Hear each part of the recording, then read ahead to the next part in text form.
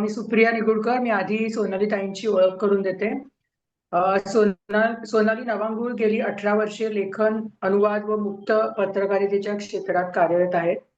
त्यांनी याआधी साधारण 2021 मध्ये रसिक वाचकच्या सुरुवातीच्या एका सत्रात त्यांनी अनुवादित केलेल्या मध्यरात्री नंतरचे तास या पुस्तकाचा परिचय केला होता.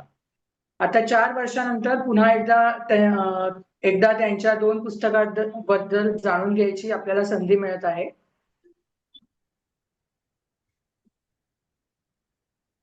मराठीतील मान्यवर प्रकाशन संस्थांकडून त्यांची आजवर 11 अनुवादित व 3 स्वतःची अशी मिळून एकूण 14 पुस्तकं प्रकाशित झाली आहेत. त्यांच्या स्वतःचा असा एक वाचक वर्ग संपूर्ण महाराष्ट्रभर निर्माण झाला आहे. मध्यरात्री नंतरचे तास या तामिळ लेखिका सलमा यांच्या कादंबरीच्या अनुवादासाठी त्यांना साहित्य अकादमी पुरस्कार मिळाला आहे. कुमारवयीन मुलांमुलींसाठी जॉयस्टिक सारख्या गोष्टींच्या पुस्तकांसोबत त्यांनी प्रथम बुक्सच्या बालक वाचकांसाठी काही अनुवाद केले आहेत. नेत्रहीन वाचकांसाठी मराठी भाषेतील पहिले नोंदणीकृत ब्रेल पाक्षिक स्पर्शज्ञानच्या स्थापनेपासून गेली 17 वर्षे त्या उपसंपादक म्हणून काम करत आहेत. अपंग व्यक्ती, त्यांचं जगणं, त्यासाठी मैत्रीपूर्ण भवताल, त्यांची लैंगिकता याविषयीचे संवेदनीकरण हा जिव्हाळ्याचा विषय आहे. त्यासाठी महाराष्ट्रातील प्रतिष्ठित व्याख्यानमालांमध्ये त्यांनी सहभाग दिला आहे. आंतरजालीय व्यासपीठांमध्ये लौकिक प्राप्त अशा टेड टॉक मध्ये अपंग माणसांबद्दलचे झापडबंद साचे मोडावेत म्हणून त्यांनी वेगळी मांडणी केलेली आहे. तसेच स्वयं talk, screen time with Mukta या YouTube चॅनल्सवर त्यांनी अपंगत्व आणि लैंगिकता या विषयावर मांडणी केली आहे.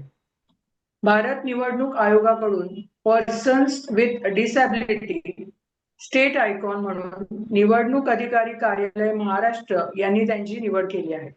त्यांनी गेल्या काही वर्षात अनुवादित केलेली पुस्तके आहेत.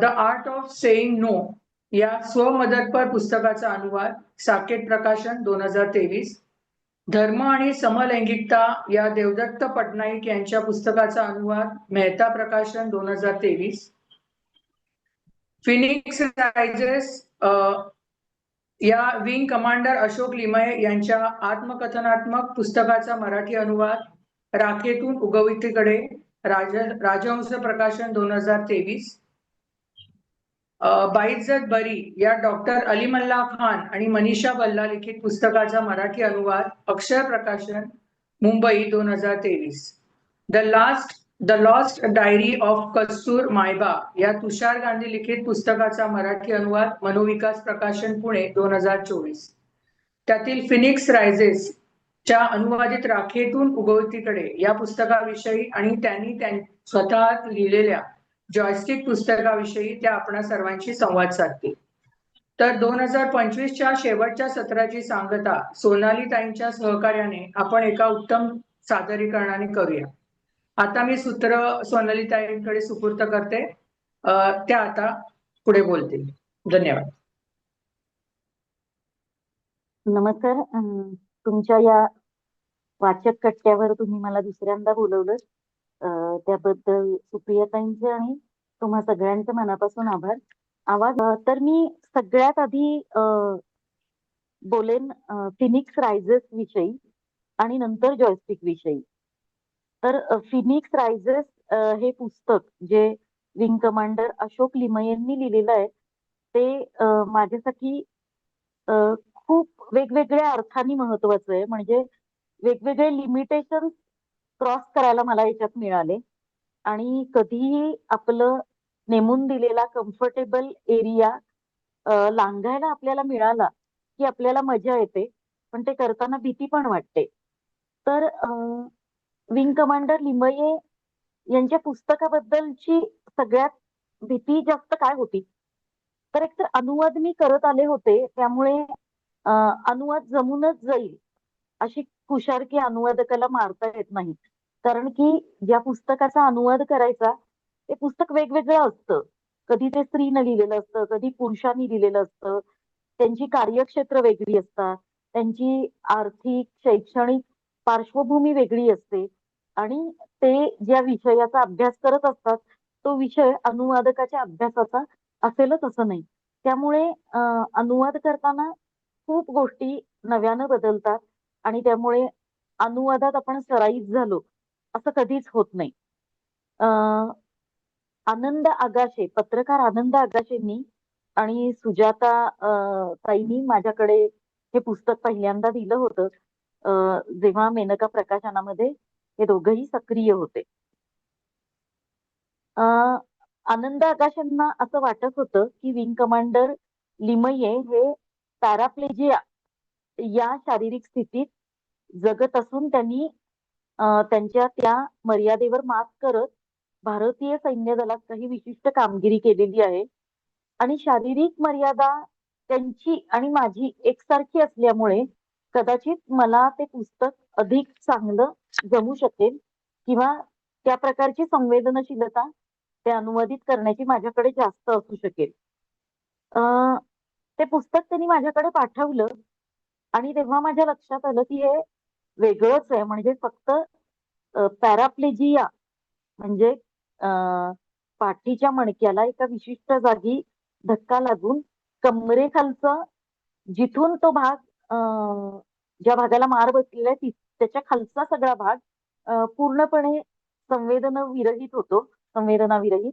त्यामुळं कमरेखाली सेन्सेशन नाही, कुठल्याही प्रकारच्या संवेदना नाहीत, लघवी संडास सारख्या नैसर्गिक विधींवर नियंत्रण नाही आणि जणू काही खालचा भाग आणि वरचा भाग यांचा संबंधच नाही. मेंदूचं त्या खालच्या भागांवर कुठलंच नियंत्रण नाही आणि त्यामुळे चालता येण्याची शक्यताच नाही.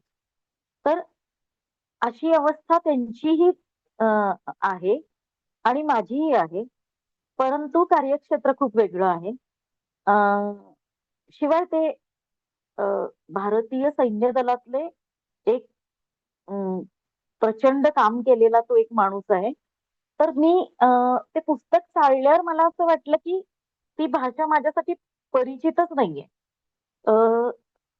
थोडस सुरुवात मी करून बघितली, मात्र एनडीए आणि तिथली सगळी ती विशिष्ट पारिभाषिक शब्द जे वापरले होते ते सगळंच मला काही कळत नव्हतं. मग मी आनंद आगाशेंना विनंती केली की आपण असं करूया का की तुम्ही मला एनडीए मध्ये जाता येईल अशी काही व्यवस्था कराल का? एनडीए मध्ये समजा मी गेले, तिथलं वातावरण बघितलं, इथली माणसं बघितली की कदाचित मला शब्द सुचायला मदत होईल.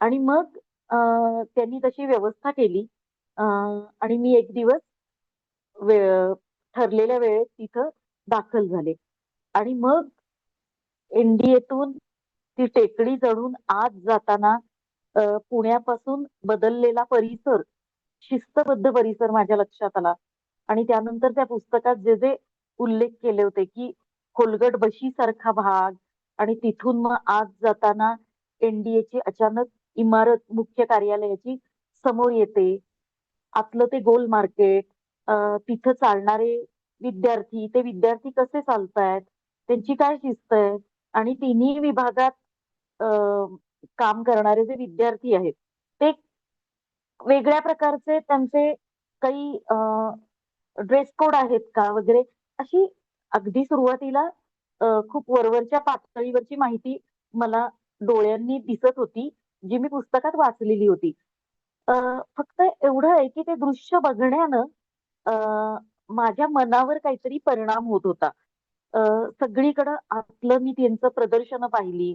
त्यांची केबिन जी छोटीशी असते ती तिची रचना आम्हाला बघायला मिळाली.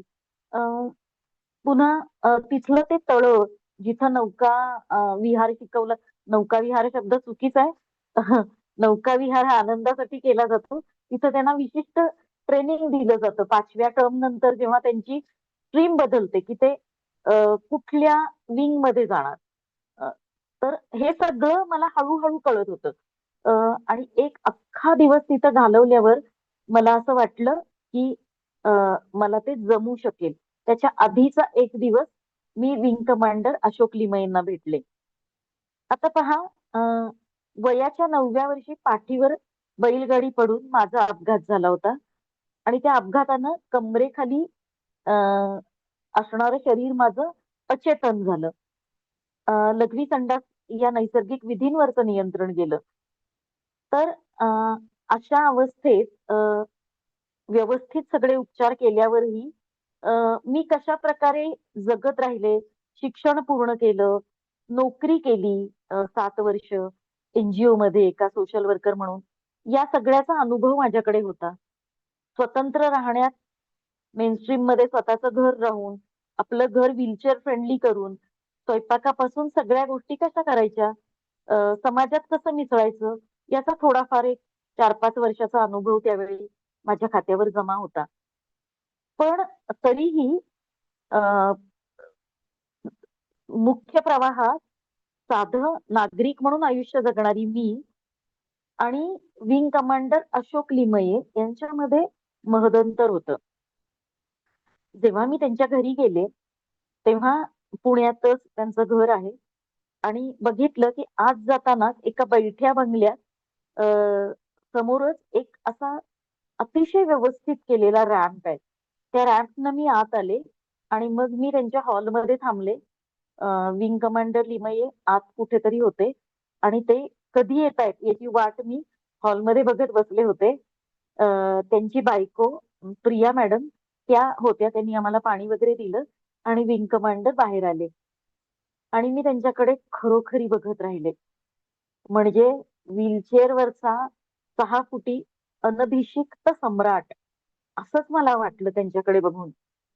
एक तर मी खूप लहानपणी पडल्यामुळे माझी उंची खूप कमी आणि शरीराचा आकार जो आहे तो असा बसका झाला आणि शारीरिक ताकदी बाबतीत सुद्धा खूप मर्यादा, कारण व्यायाम रोजचा किंवा फिजिओथेरपी या सगळ्याचा काही आम्हाला तिथे ऍक्सेसच नव्हता 32 शिराळ्यात.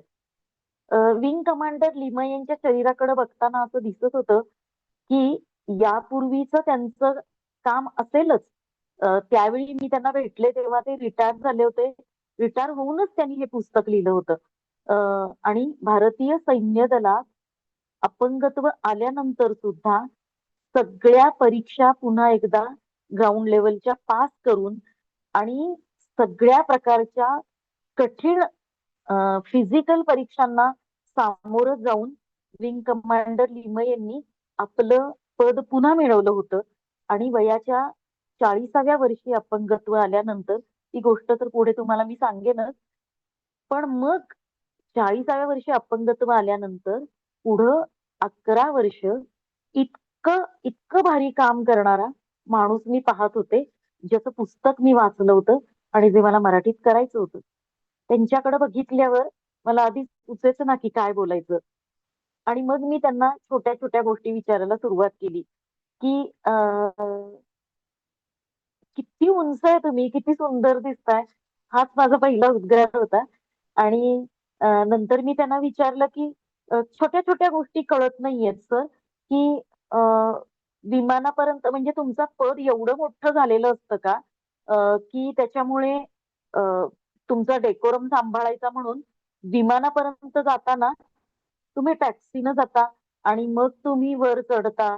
तर आता त्यावेळी मी ज्यावेळी काम करत होते तेव्हा युट्यूब मध्ये अजून इतकी सगळी माहिती ऍड झालेली नव्हती. या पुस्तकाचं काम चालू होतं तेव्हा. त्यामुळे मला पटापट माहिती गुगलवरनं किंवा आता आपण चॅट जीपीटी आणि असंख्य एआय टूल्स वापरतो, तर त्यावेळी तशी सोय नव्हती. त्यामुळे ही माहिती मला त्यांच्याकडूनच काढणं भाग होतं. आणि बाहेरच्या जगाशी माझा तसा खूप ऍक्सेस नसल्यामुळं आणि विमान प्रवास वगैरे तोपर्यंत माझा न झाल्यामुळं मला टॅक्सिंग या शब्दाचा अर्थ माहित नव्हता. मी वाचताना तो टॅक्सिंग म्हणजे टॅक्सी चालवणं अशा निर्बुद्ध अर्थानं वाचला होता. आणि मी विंग कमांडर लिमयेंना विचारलं की अच्छा, असं तुमचा डेकोरम एवढा उच्च आहे का की टॅक्सीनं तुम्ही विमानापर्यंत तुमच्या जाता आणि मग आत चढता. तर ते हसले आणि मला म्हणाले असं नाहीये. टॅक्सिंग म्हणजे विमानात चढल्यावर विमानात त्याची ताकद भरण्यासाठी किंवा निर्माण होण्यासाठी, ते गरम करण्यासाठी ज्या प्रकारे त्या धावपट्टीवरच वळणं काही घेतली जातात त्याला टॅक्सिंग म्हणतात. मी म्हटलं ओके, अच्छा असं आहे का. तर आता आत्ता मलाही हसू येतंय की हा शब्द खरं तर मला कसा काय माहित नव्हता. पण नसतात माहिती आपल्याला अनेक शब्द, आणि नव्याने शिकून घेण्यात काहीच अडचण नाही. त्याप्रमाणे मी अतिशय समर्पित विद्यार्थिनी त्यावेळी झाले होते, कारण माझा हा सगळा भारतीय सैन्य दलाचा भागच मला नवीन होता. पण एनसीसीची परेड सुद्धा बघायचा चान्स मला कधी मिळाला नव्हता. आणि मग मी पुढचा प्रश्न विंग कमांडर लिमयना विचारला, की त्या याच्यामध्ये तुमचा उल्लेख आहे की तुम्ही विमानं हँगर मध्ये नेऊन लावली. तर हँगर मध्ये विमानं का अडकवायची? म्हणजे ती केवढी जड असतात आणि त्याच्यासाठी पुन्हा किती मनुष्यबळ लागेल. तेव्हा त्यांच्या लक्षात आलं की सिव्हिलियन माणसांना या सगळ्या परिभाषेबद्दल खूप अज्ञान आहे, माहिती नाहीये. तर आपण मोकळेपणाने याची उत्तरं द्यायला पाहिजेत. मग त्यांनी मला सांगितलं की विमानं जिथं सुरक्षितपणे पार्क केली जातात त्याला ते हँगर असं म्हणतात. किंवा पुढच्या त्यांच्या याच्यात उल्लेख आलेला आहे की युद्ध दरम्यान त्यांना जे ठिकाणं दिली होती तर त्या ब्लास्ट पेन्स मध्ये विमानं सुरक्षित ठेवायची असतात. तर विमानं ठेवण्याचे ते ब्लास्ट पेन्स वेगळे, हँगर वेगळे. ही गोष्ट मला हळूहळू वाचता वाचता त्यांच्याशी मी बोलत गेले तसं मला कळलं. पण माझ्या लक्षात आलं की विंग कमांडर लिमये यांचा विनोद खूप वेगळ्या प्रकारचा आहे. आणि तो विनोद आपण जी सर्वसाधारण मेनस्ट्रीम मध्ये राहणारी माणसं विनोद करतो ना, त्या धर्तीचा नाहीच आहे. ते खूप कमी बोलून विनोद करतात आणि तो विनोद समजून घेण्यासाठी ना मेंदूला खूप सतर्क राहावं लागतं. तर मला ते समजून घेऊन पुस्तकातला विनोद ट्रान्सलेट केला पाहिजे, हे एक माझ्या लक्षात आलं. आता तुम्हाला सांगते की मी ते सुरुवातीला लिहिलेलं आहे त्याच्यातला एक तुकडा तुम्हाला वाचून दाखवते की त्यांचा विनोद कसा. तर म्हणाले, लिमये सर अपघातापूर्वी कसे दिसायचे हे पाहण्याची उत्सुकता मला होती. तेव्हा त्यांनी गोविंद निहलानींचा विजेता नावाचा सिनेमा सुचवला. त्यात अगदी छोटी कुणाल कपूरचा फ्लाइंग इन्स्ट्रक्टर म्हणून खऱ्या आयुष्यातली भूमिका त्यांनी निभावली होती. लिमये सरांना त्यांनी अपघाताच्या सुरुवातीच्या दिवसात सोसलेल्या त्रासाबद्दल बोलतं करायचा एक क्षीण प्रयत्न करत मी विचारलं, हॉस्पिटलमध्ये उपचार जेव्हा संपले आणि घरी आला तेव्हा अपघातामुळे काय घडून गेलं याची तीव्र जाणीव झाली का तुम्हाला? तर गंभीर चेहरा ठेवून सर म्हणाले, माणूस खूप बुद्धिमान असला की त्याला त्रास होतो. माझ्या बाबतीत तसं काही नव्हतं ना, म्हणून कदाचित मला सोपं गेलं असेल. आता मला खरं तर बाउन्सर गेला होता आधी, कारण ते असं काही म्हणतील की मला बुद्धी कमी आहे ना, सैन्यातल्या लोकांना अक्कल कमी असते असं म्हणतात. तसं बुद्धी कमी आहे म्हणून मला निराशा आली नाही. तरी पण पुन्हा मी विचारलं की निराशा येऊन सगळं नको असं वाटलं का केव्हा तरी? तर त्यांनी उत्तर दिलं, म्हणजे माझे मामा मामी पूर्ण बहिरे आहेत, त्यांचं चाललंय नीट. माझी बायको प्रिया माझ्या सगळ्या लहरी जाणते, कधी वैताग आला तर तिच्याशी बोलतो. आता पहा सोनाली, माझी किंवा तुझी केस व्हीलचेअरवर आहे, बाकी ऐकू येतंय, बोलता येतंय, उरलेलं सगळं ठीकठाक आहे. You are young, I am fit, आणखी काय हवं? इतक्या इतक्या कमी काळात आपल्या शारीरिक अवस्थेच्या उमदेपणाबद्दल मला त्यांच्या एवढ्याशा उद्गारातून कळलं. आणि त्यामुळे पुन्हा एकदा अनुवाद करण्याचा माझा रस्ता खूप सोपा करून टाकला त्यांनी. आणखी एक छोटी गोष्ट इथं लिहिली आहे, ती मी तुम्हाला वाचून दाखवते, म्हणजे त्यांच्या स्वभावाची चुणूक तुम्हाला मिळेल. भारतीय सेना दलातल्या हवाई विभागात अत्यंत महत्वाची पद, हा माझा सुरुवातीचा लिहिलेला अ, मनोगताचा भाग आहे, तो मी वाचते. भारतीय सेना दलातल्या हवाई विभागात अत्यंत महत्वाची पदं भूषवलेल्या लिमये सरांची विनोदाची आणि उपरोधाची पद्धत माझ्या सवयीची होऊ पाहत होती, पण तरी नवे धक्के बसत होते. जाता जाता त्यांना मी म्हटलं, तुम्ही म्हणता की व्यक्तिगत प्रशिक्षणातून स्थैर्य येतं, ते तुमच्या हवाई दलातल्या चाकोरीत येतं की घरगुती जगण्यात पण येतं स्थैर्य? दोन्ही ठिकाणच्या वातावरणामध्ये खूप फरक आहे, म्हणून मी तुम्हाला हा प्रश्न विचारतेय. त्यांनी उत्तर दिलं, दोन्ही ठिकाणी माझं धोरण खरं तर एकच. मुलींबाबतीत सुद्धा. लिमये सरांना 2 मुली. जितकी मोठी चूक त्या करतील तितकी माझी प्रतिक्रिया सौम्य असते, नियंत्रित असते. छोटी चूक असली की आय विल थ्रो. मोठ्या चुकीला I would not say a thing. त्यांना लगेच कळतं. घराचं दार आपटलं तर मी जोर जोरात ओरडेन, पण दार तोडलं तर मी काही नाही म्हणणार.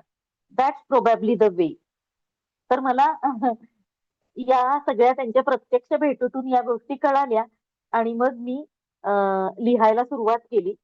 आणि मग हे पुस्तक अनुवादित केल्यावर काही कारणानं मेनका प्रकाशन हे पुस्तक काढू शकली नाही. तेव्हा मला माझ्या मित्रानं राम जगतापनं सुचवलं की हे पुस्तक राजहंसकडे दे. खरं तर हे पुस्तक त्यांच्यासारख्या प्रकाशनानं केलं तर आणखी चांगल्या रीतीनं पोहोचेल आणि आणखी चांगले संपादक मिळून तुझं पुस्तकाचं काम चांगलं होईल. या पुस्तकासाठी करुणा गोखले नावाच्या निष्णात संपादक मला मिळाल्या आणि त्यांच्यामुळं माझ्या अनुवादात जिथे जिथे अवघडलेपणा राहिला होता तो कमी झाला. आणि या पुस्तकाचं हे सुंदर चित्र अ, चंद्र चंद्रमोहन कुलकर्णींनी केलं आणि राजहंस प्रकाशनाने हे अतिशय सुंदर पुस्तक काढलं. आणखी सुद्धा विशाखा पाटील नावाची तिथली संपादक मैत्रीण यासाठी मदतीला आली. त्यामुळे मला असं वाटतंय की त्यांच्यामुळे आपल्या माजगावकर सरांची माझा संवाद अधिक सुगम होऊ शकला. ते अतिशय जाणते उमदे संपादक आहेत. त्यांनीही खूप चांगल्या मोलाच्या सूचना माझ्या लिखाणाबद्दल मला केल्या आणि या पुस्तकापुरता तो प्रवास राहिला नाही. पण आज या पुस्तकाबद्दल बोलायचंय म्हणून हे पुस्तक राजहंस प्रकाशनाचं मी तुम्हाला दाखवलं. फिनिक्स रायझेस असं या पुस्तकाचं मूळ नाव होतं. राखेतून उगवतीकडे असा मी याचा मराठी अनुवाद केला. आधी मला असं वाटलं की आणखी सोपं काही करावं का, पण करुणा गोखले म्हणाल्या हेच शीर्षक योग्य आहे, कारण हा थेट अनुवाद असला तरी मराठीची लय त्याच्यात पुरेशी आलेली आहे. आता ही एवढी सगळी प्रस्तावना झाल्यावर मला तुम्हाला सांगायचंय की तरीही थोडं थोडं हातात आलं तरी ते पुरुष आहेत, मी स्त्री आहे. ते विंग कमांडर अशोक लिमये या पदापर्यंत पोहोचलेले अतिशय कडा मनोनिग्रह, अतिशय अ, टोकाचे शारीरिक परिश्रम आणि कठोर शिस्त या सगळ्या मुशीतून त्यांचं व्यक्तिमत्व घडलेलं आहे. आणि मी अ, अपघातानंतर घरातूनच शिकले. परीक्षेपुरतं मी शाळेत किंवा कॉलेजला गेले. त्यामुळं माझी भाषा ही थोडीशी गप्पांच्या वळणाची आहे. चाळढाळ, भरपूर वेळ घेऊन बोलायला मला आवडतं आणि कधी कधी एक विषय निघताना दुसरा निघतो, तिसरा निघतो, चौथा निघतो आणि तो नक्की कुठून सुरू झालाय याचा मला या गप्पांच्या नादात विसर पडतो. इतकी इतकी पसरलेली अशी माझी शैली आहे. तर त्यामुळे लक्षात आलं की विंग कमांडर लिमयेंना आपण भेटलोय. त्यांचं मोजकं बोलणं, जेवढ्याच तेवढं उत्तर देणं, शब्द वापराबाबतीत अतिशय काटेकोर असणं आणि कुठच्याही वर्णनात न अडकणं, ही गोष्ट मला अनुवाद करताना लक्षात ठेवावी लागेल. दुसरी गोष्ट काय की हा स्वभावांमधला मूलभूत फरक आणि पिंड निराळा आहे हे तर सांगितलंच. पण विंग कमांडर लिमयेंनी आणखी एक शैली घेतली होती की हे त्यांचं आत्मकथन आहे, पण तरीही ते मी असं तुम्हाला सांगतो या शैलीत सांगत नाही. ते तृतीय पुरुषी एकवचनी यामध्ये बोलतात. त्यामुळे ते विंग कमांडर अशोक लिमये हे लायमी या नावानं प्रसिद्ध झालेल्या एका कॅडेटची गोष्ट सांगतात. आणि तो कॅडेट पुढे एनडीए मध्ये जाऊन कसा शिकला, त्यानंतर मग त्यांनी हवाई दल स्वीकारल्यावर पुढे तो कुठे कुठे टप्प्यानं शिकत गेला हे त्याच्यात ते सांगतात. तर अशा प्रकारची भाषा शैली स्वीकारली त्यांनी, तर ती नीट समजून घेणं मला आवश्यक होतं. दुसरी गोष्ट यात दुःखाचा बबरा नाहीये, दुःखाची वर्णनं नाहीयेत. आणि अगाशे सरांनी ज्या कारणाने मला पुस्तक दिलं होतं, तर पुस्तकाचा 25% भागच फक्त अपघात विषयक आहे आणि उरलेला सगळा भाग वेगवेगळ्या प्रशिक्षणाच्या मुशीतून त्यांचं व्यक्तिमत्व कसं घडत गेलं याचं आहे. पण तरीही तो खूप वेगळा आहे, कारण एनडीए मधलं वातावरण कसं असतं कॅडेट्स कसे शिकतात, त्यांच्यामध्ये त्यांना विनोद घडतात का, त्यांना घरची आठवण येते का, त्यावेळी ते काय करतात, किंवा त्यांना शिक्षा मिळते, ट्रोलिंग होतं, ट्रोल हा आत्ताचा शब्द आहे, रॅगिंग हा तिथला शब्द आहे, पण ती रॅगिंग सुद्धा येणाऱ्या कॅडेटनी आणखी सक्षम व्हावं यासाठीच केलेली असते. तर ती रॅगिंग कशा प्रकारची आहे, त्या अधिकाऱ्यांची, जे वेगवेगळे अधिकारी त्यांना प्रशिक्षणासाठी नेमलेले असतात, त्या अधिकाऱ्यांची फिरकी घेण्याचं कधी कॅडेटच्या मनात येतं का? मग कॅडेट एकमेकांना कशी साथ देतात न देतात. मग 3 वर्षाचं एनडीएचं जे ट्रेनिंग आहे त्याच्यात टप्प्याटप्प्याने काय घडतं, हे सगळंच आपल्यासारख्या सर्वसामान्य आयुष्य जगणाऱ्या माणसांसाठी अनभिज्ञ असं क्षेत्र आहे. त्यामुळे हे सगळं वाचायला, परीकथा वाचायला जशी आपल्याला गंमत येते, तसं हे वाचायला गंमत येते. आणि त्यानंतर आपला खूप आदर पण वाढत जातो, की कशा प्रकारे आपल्या भारतीय सैन्य दलात असणारे अधिकारी घडत जातात आणि त्यांचं काठिण्य, त्यांची सहनशीलता, त्यांच्या आयुष्यामधली रग आणि आपल्या देशाच्या रक्षणासाठी त्यांनी सर्वस्व झोकून दिलेलं असतं. ती मूस त्यांची कशी तयार होते याबद्दल या पुस्तकात काहीतरी गाभ्याचं हातात सापडतं असं वाटतं. कारण आपण एखादं व्यक्तिमत्व बघतो, त्यांनी अमुक केलंय, त्याला अमुक चक्र मिळाली. पूर्वी दूरदर्शनला परमवीर चक्र आणि कुठची कुठची शौर्य चक्र मिळाल्याच्या अधिकाऱ्यांच्या गोष्टी सांगितल्या जायच्या. त्या गोष्टी मी नियमित बघायचे. पण तेव्हा मला अर्थातच ठाऊक नसणार की भविष्यात अशा प्रकारच्या एका अ, सेनाधिकाऱ्याचं मी काही करणार आहे. तर त्या गोष्टी कशा होत्या, की त्या गोष्टी त्यांनी काय युद्धावर किंवा सीमेवर काम केलं आणि मग ते समजा त्याच्यात शहीद झाले, तर त्यांना कुठलं चक्र मिळालं आणि त्यांच्या कुटुंबियांचं काय झालं याची ती थोडीशी गोष्ट असायची. पण एखादा अधिकारी नेमका घडतो कसा, म्हणजे आता मला असं वाटलं की म्हणजे एखादा मला स्वयंपाक करायला खूप आवडतो. एखादा पदार्थ करताना बारकाईनं सगळी रेसिपी कळली की टप्प्याटप्प्यानं ते करण्याचा आनंद होतो आणि मग पदार्थ खाताना सुद्धा आपल्याला एक होलिस्टिक आनंद मिळतो, कारण की आपल्याला सगळं टप्प्याटप्प्यावर काय घडतंय ते माहीत असतं. तर त्यामुळे मला असं वाटलं की भारतीय सैन्य दलातल्या तिन्ही विंग्स मध्ये काम करणारे जे अधिकारी आहेत ते नेमके घडतात कसे, आणि त्यांचा त्यांच्याकडे बघून माझ्या स्वतःच्या आयुष्यात मला काय मूलभूत फरक करता येतील, किंवा माझे सुख दुःख, माझे रागलोभ यांना काही निराळी शिस्त लावता येईल का, याचा एक विचार मला करता आला किंवा रेसिपी मिळाली असं आपण म्हणूया. अ, या कॅडेट्सचं आयुष्य आहे ना, त्याच्यात सुद्धा मला खूप वेगवेगळी परिभाषा मिळाली. उदाहरणार्थ ऑर्डरली. ऑर्डरली म्हणजे तिथं काय प्रकारचं, आता मी हे सगळं उलगडून पूर्ण तुम्हाला सांगणार नाही, कारण मला असं वाटतं की सगळंच कळलं तर तुम्ही पुस्तक कसे वाचाल. त्यामुळे तुम्ही स्वतःहून पुस्तक वाचावं यासाठी काही रिकाम्या जागा सोडेन.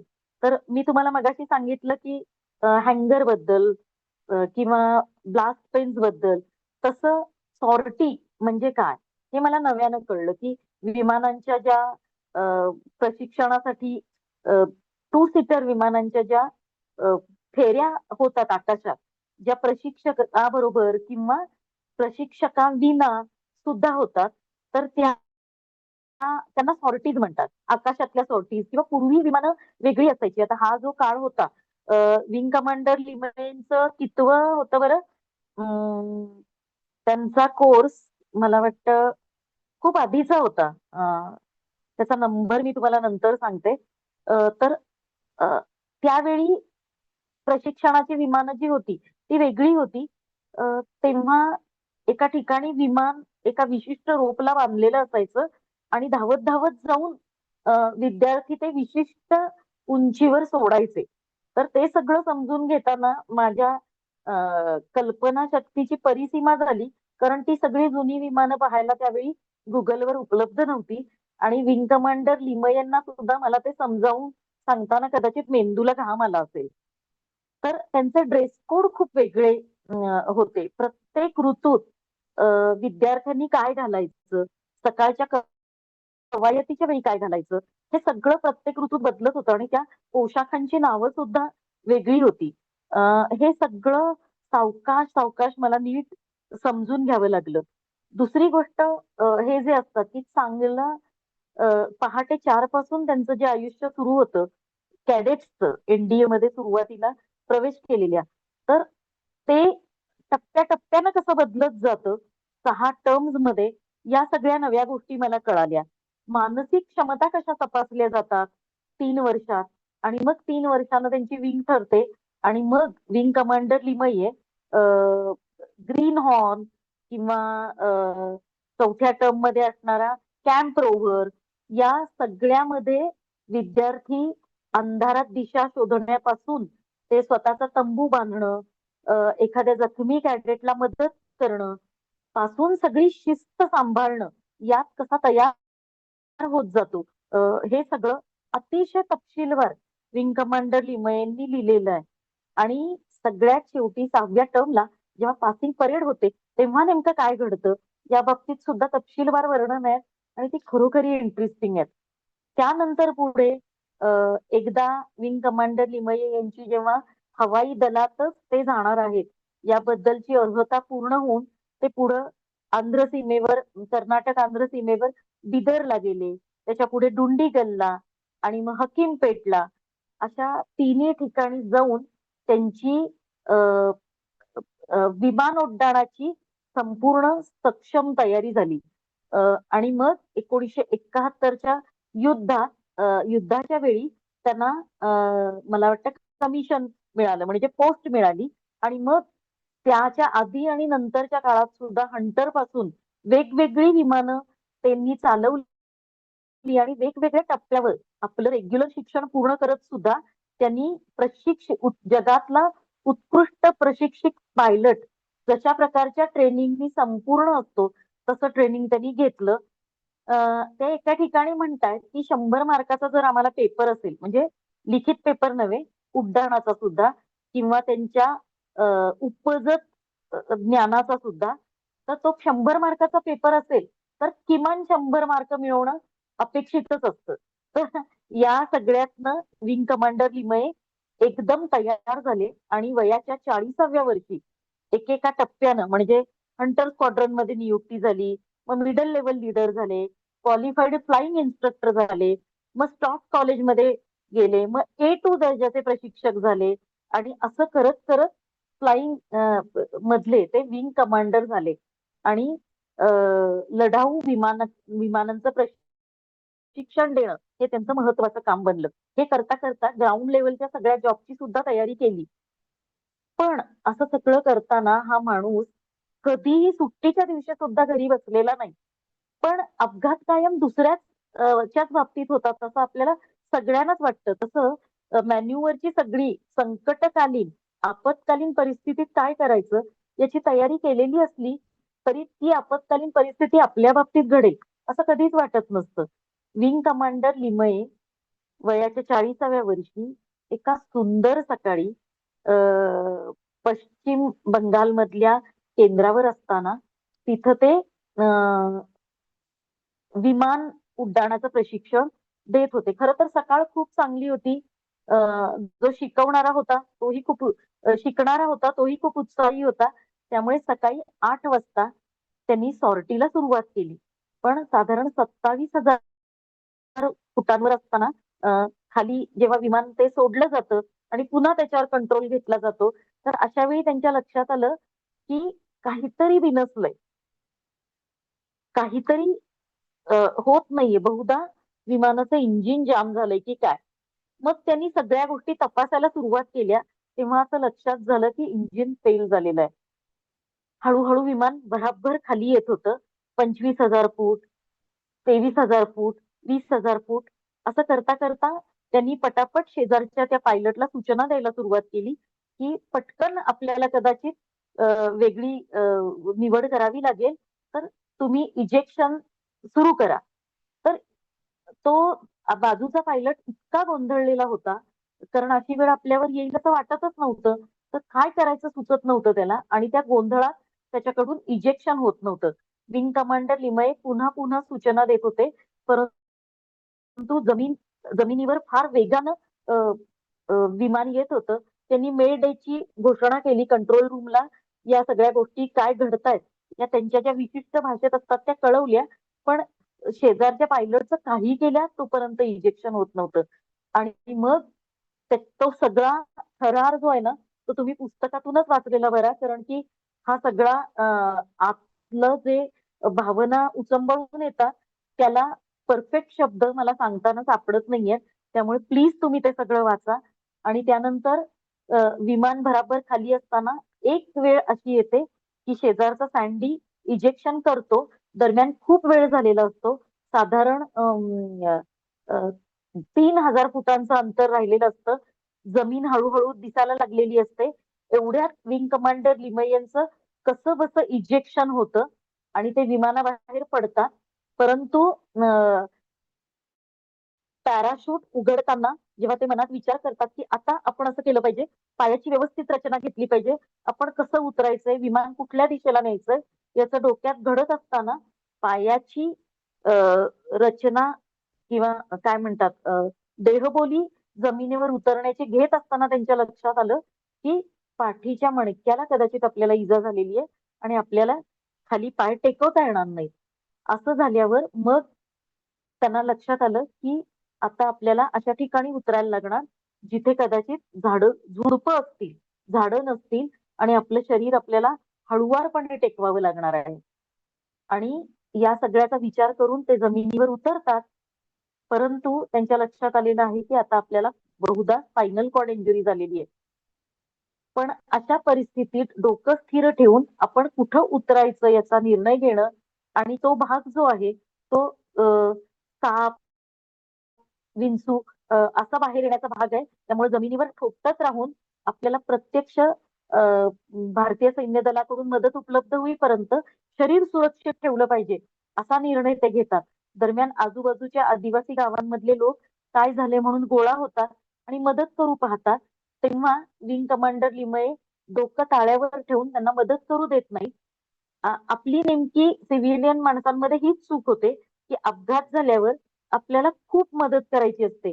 आपण त्या माणसाला उठवून बसवतो, घाबरला असेल म्हणून पाणी प्यायला देतो, किंवा जमिनीवर तो पडला असेल तर खुर्चीवर बसेल अशी व्यवस्था करतो किंवा कुठेतरी उंच कठड्यावर किंवा गाडीमध्ये आणून बसवण्याची व्यवस्था करतो.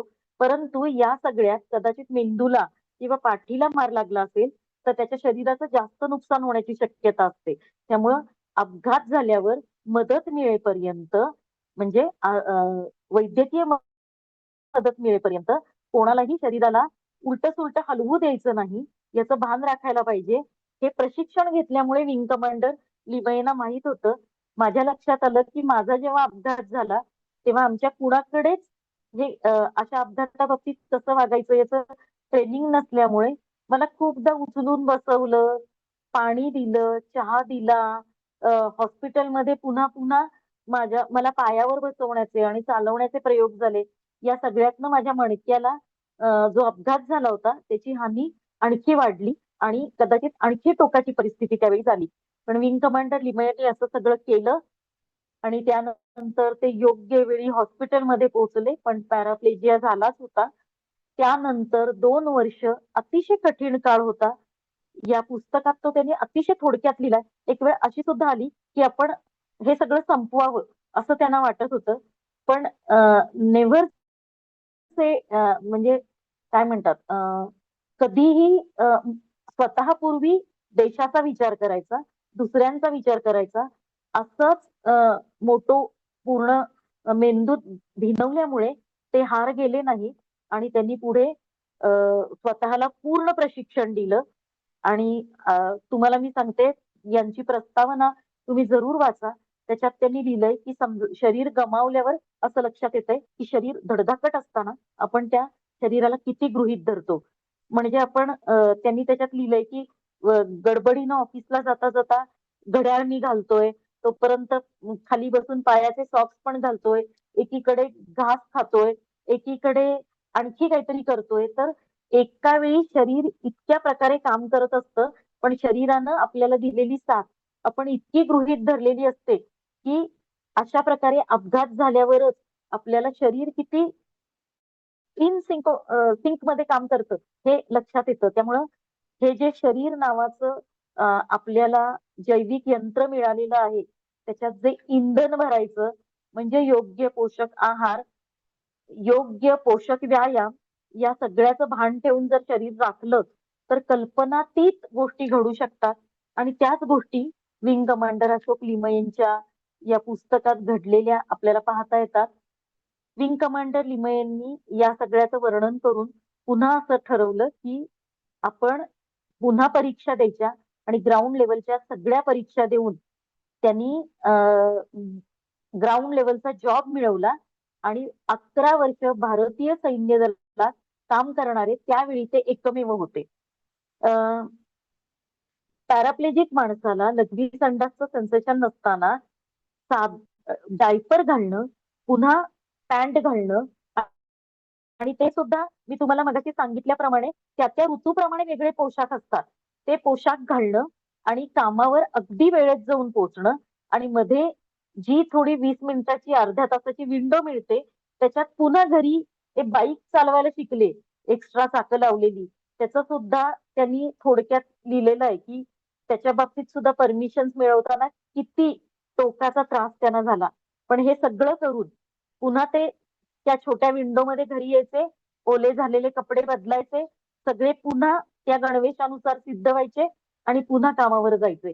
अशी 11 वर्ष त्यांनी अतिशय प्रतिष्ठेनं भारतीय सैन्य दलाची सेवा केली आणि त्यांच्यामुळे या सगळ्या याच्यात धोरणात्मक बदल झाला या व्यवस्थेत.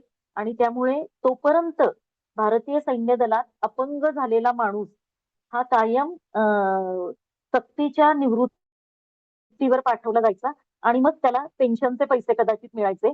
मात्र धोरणात्मक बदल झाल्यामुळे विंग कमांडर लिमयेन पासून पुढे जे अधिकारी अपघातात अपंग झाले, ज्यांना स्पायनल कॉर्ड इंजुरी झाली, ज्यांचे अवयव गेले, त्यांना काम करता आलं योग्य त्या परीक्षा देऊन. आणि अशी कितीतरी नावं आपल्याला आलेली दिसतात. मी काही नावं लिहिलेली आहेत.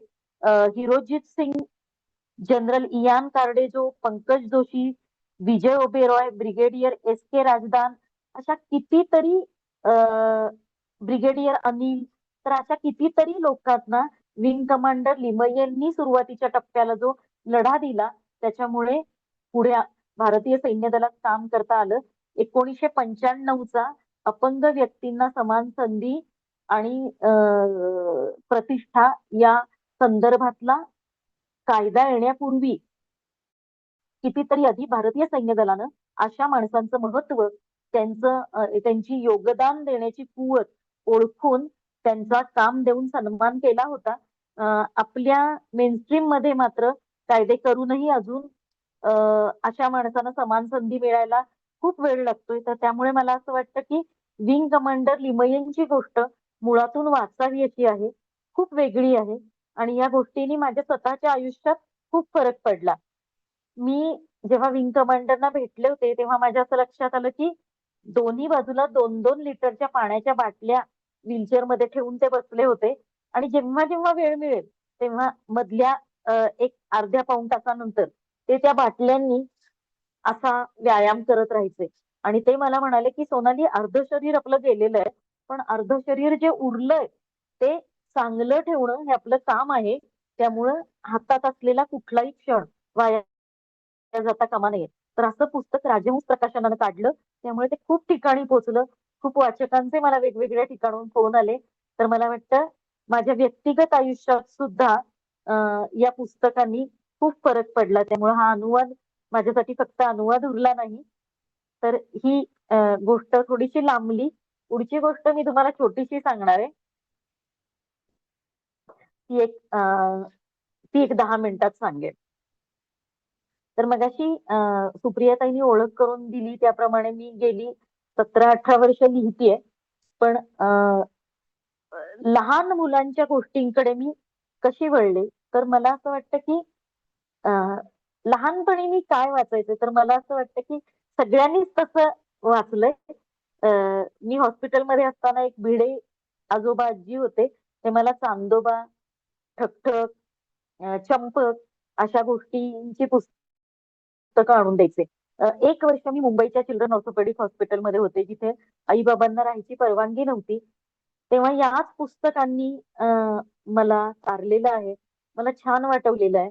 आणि त्यानंतर जेव्हा मी घरी परत आले, तेव्हा वातावरण सगळं वेगळं होतं. कारण पूर्वी मी ज्या घरी राहायचे, त्या घरात मला चालता येत होतं आणि आता मी ज्या घरी परतले होते, ते घर माझ्यासाठी अनोळखी होतं. त्यामुळे पुस्तकं वाचण्यावर माझा खूप भर असायचा. पण आमच्या इथे लायब्ररी छोटीशी होती. रोज कोण पुस्तकं आणून देणार? तर सुनील काका नावाचे एक काका होते, जे घरी पुस्तकं आणून द्यायचे. माझे बाबा शिक्षक असल्यामुळे त्यांच्या नीट इंग्लिश स्कूल मधली काही पुस्तकं मला मिळायची. पण जादूची मजेदार पुस्तकं मी त्यावेळी भरपूर वाचायचे. पण जिथे जिथे अपंग व्यक्तींचा उल्लेख यायचा किंवा मजेचा उल्लेख यायचा, तर ती पुस्तकं कायम उपदेश देणारीच होती. लहान मुलांसंदर्भातली होती ती. त्यामुळे ती फार फार काळ मनात रेंगाळायची नाही.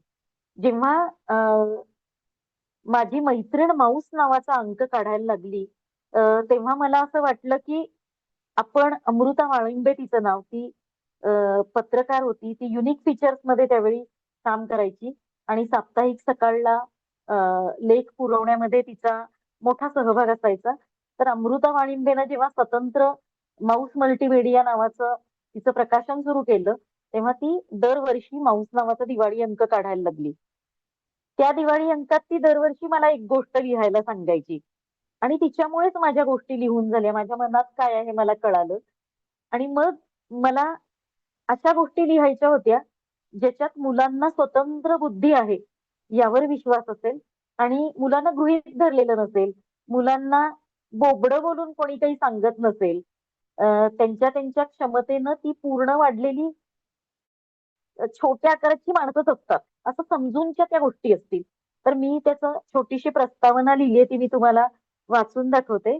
म्हणजे या गोष्टींमागचा उद्देश तुम्हाला लक्षात येईल. चौथीत असताना मी बैलगाडीखाली पडले आणि चालणं, शिशू कळणं सगळं बंद झालं. वर्षभर मला मुंबईच्या हॉस्पिटलमध्ये ठेवलं होतं आणि भिडे आजी आजोबा मला गरम गरम तूप मेतकूट भात घेऊन भेटायला यायचे, तेव्हा माझ्यासाठी खूप पुस्तकं आणायचे. त्या पुस्तकांमध्ये मी हरवून जायचे. वर्षभरानं घरी परतल्यावर वेगळं जग सुरू झालं. अंथरुणात सतत झोपून राहावं लागण्याचा तो काळ होता. तेव्हा जे लोक भेटायला यायचे, ते अगदी कुकुल्या बाळांना विचारतात तसा गोड आवाज लावून विचारायचे, कशी आहेस, काय खाऊ हवंय तुला? पण खरं सांगायचं तर असं विचारण्याचा रागच येत गेला. वाटायचं लहान असलो म्हणून काय झालं, आम्हाला मुलांना सगळं कळतं. आजही मला तसंच वाटतं.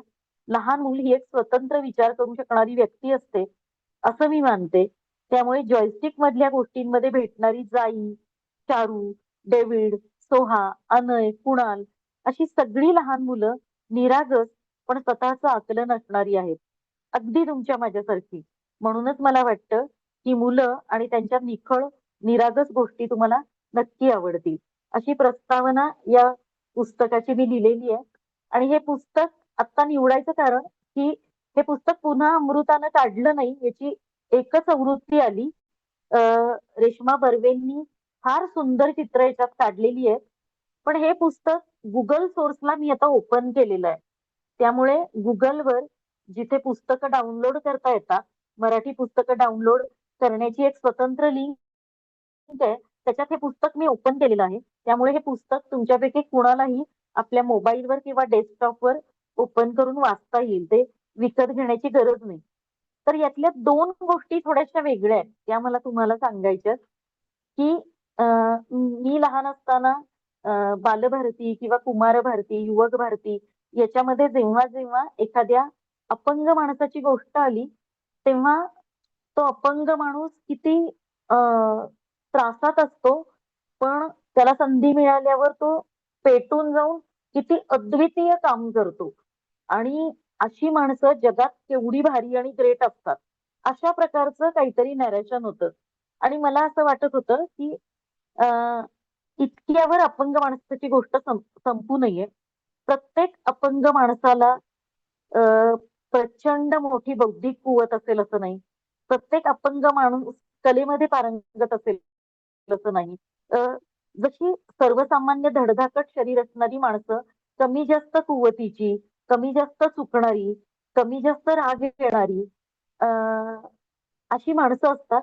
तशीच अपंग माणसं सुद्धा असतात. त्यामुळे लहान मुलांना एखाद्या अपंग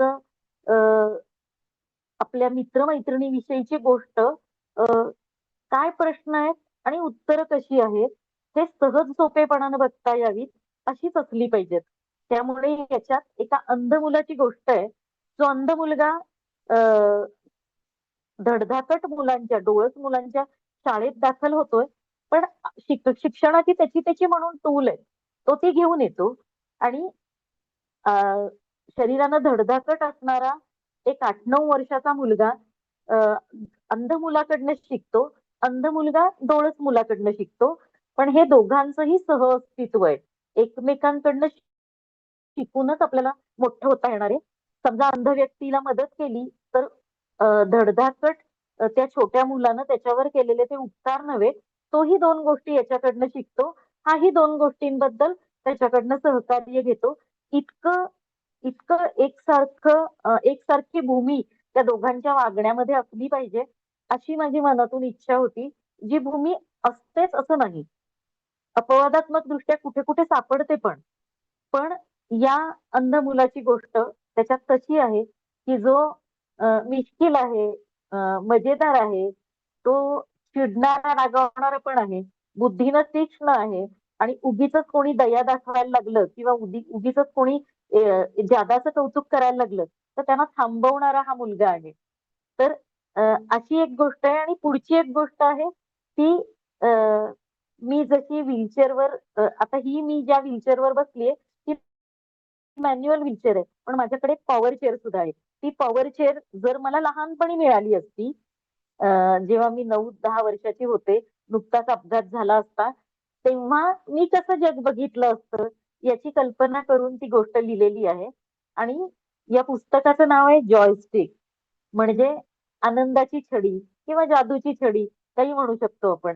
तर पॉवर चेअर चालवण्यासाठी जे साधन असतं ना त्यालाही जॉयस्टिक म्हणतात. त्या जॉयस्टिकने व्हीलचेअर पुढे जाते, मागे जाते, दोन्ही दिशांना वळू शकते, उजवीकडे डावीकडे वळू शकते. तर ती जॉयस्टिक याचा मी काय म्हणतात प्रतीक म्हणून याच्यात उपयोग केलाय, की अशी जॉयस्टिक सापडली लहान मुलांना गोष्टीची, एखाद्या गमतीची, एखाद्या गुणाची, तर किती मजेदार आयुष्य होऊ शकतं.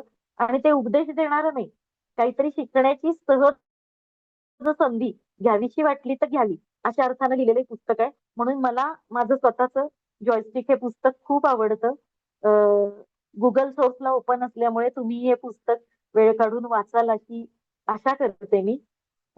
सलग एकसारखं असं बोलत जात असताना आज मला असं वाटतंय की माझा सूर नीट लागला नाही. याचं कारण की समोर कोणीच दिसत नाहीये. नुसते स्क्रीन आणि त्याचे चौकोन चौकोन दिसतायत मध्ये मध्ये जे जॉईन झालेत त्यांचे. प्रत्यक्ष आपण बोलतो तेव्हा खूप माणसं दिसत असतात. त्यांच्याकडे बघून आपल्याला बोलता येतं. तर हे त्यामुळे माझ्या मते मला खूप रसभरीत छान बोलता आलेलं नाहीये. कारण मी एकटीच अथक बडबडतीये असं वाटून मलाच कंटाळा आला थोडासा. आणि मला विंग कमांडर लिमेन बद्दल आणखी काय काय सांगायचं ते बहुधा नीट सांगता आलं नाही. पण तुम्हाला जे याच्यातनं समजलं असेल किंवा समजलं नसेल त्याबद्दल तुम्ही उरलेल्या अर्ध्या तासात जरूर सांगावं. ही 2 पुस्तकं मी तुमच्या समोर ठेवलेली आहेत. राजहंस प्रकाशनाचं पुस्तक तुम्हाला लायब्ररीतून मिळेल. तुम्हाला ऑनलाईन किंवा दुकानांमध्ये सहजपणानं विकत घेता येईल आणि हे दुसरं पुस्तक तर गुगल सोर्सवर मिळेल आणि तुम्हाला नक्की वाचता येईल. त्याच्यावर माझा फोन नंबर, ईमेल आयडी दिलेला आहे. तर तुम्हाला पुस्तक कसं वाटलं याविषयी तुम्ही मला मेल करू शकता. फोन बरेचदा उचलला जात नाही. याचं कारण की मी इतकी कामात आहे आणि इतक्या वेळा पाळायच्या राहिलेल्या आहेत, की बहुधा फोनवर खूप वेळ बोलण्यासाठी वेळ नसेल. पण ईमेलला जरूर उत्तरं देऊ शकेन. आणि आत्ताही आपण गप्पा मारूया. तर तुम्ही मला बोलण्याची संधी दिली त्याबद्दल मनापासून आभार. धन्यवाद सोनालीताई. असं अजिबात नाही की तुमचा फ्लो नव्हता. फ्लो जरूर होता आणि आम्ही नक्कीच त्याचा आनंद घेतलेला आहे. त्यामुळे तुम्ही rest assured we have enjoyed every bit of your session. Thank you. आणि सुदैवाने आज आपल्या सेशनमध्ये नेव्हीतले कमांडर रोहन सोमण पण आहेत. तर ते जरूर आयडेंटिफाय करतील तुमच्या पहिल्या पुस्तकाशी, त्यातल्या तुम्ही सांगितलेले कॅडेटचे प्रवास आणि इतर गोष्टी. हो. तर आता मी रसिक वाचक मंच खुला करतो. कोणाला काही विचारायचं असल्यास, काही बोलायचं असल्यास जरूर.